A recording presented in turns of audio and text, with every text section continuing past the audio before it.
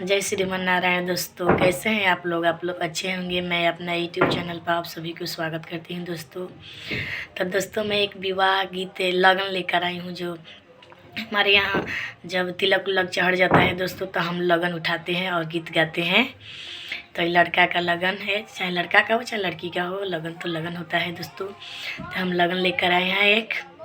तो आप लोग मेरे चैनल को सब्सक्राइब कीजिए, लाइक कीजिए, कमेंट कीजिए और शेयर कीजिए ताकि कोई जान सके, सीख सके।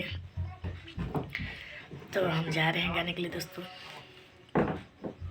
लाली रंग लगिंदा ए दूला गुलाबी रंग हो गेंदा।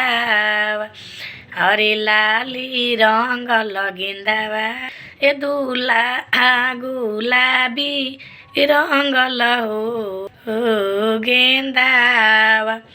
अरे खेले लन कवन हो दूला गुलाबी रंगल हो गेंदा।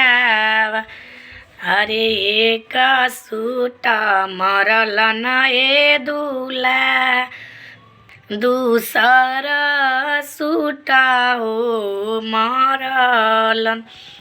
अरे तीसरे सुटावा मरल न ए दूला गिरेला ससुरिया गाना। अरे तीसरे सुटावा मरल ए दूला गिरेला ससुरिया गाना। अरे तीसरे सुटावा मरल ए दूला गिरेला ससुरिया गाना।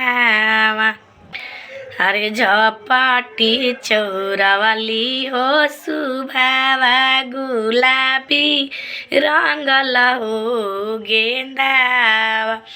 अरे झपटी चौरावाली ए दूला गुलाबी रंगल हो गेंदा।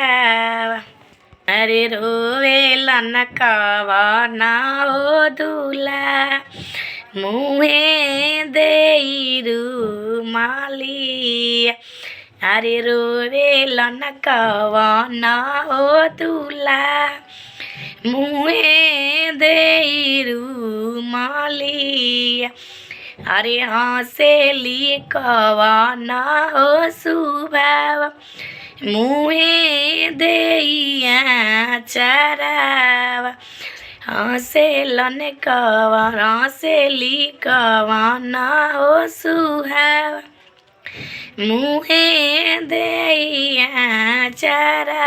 अच्छा लगेगा, देख ले जरूर कीजिएगा। तब तक के लिए राधे राधे।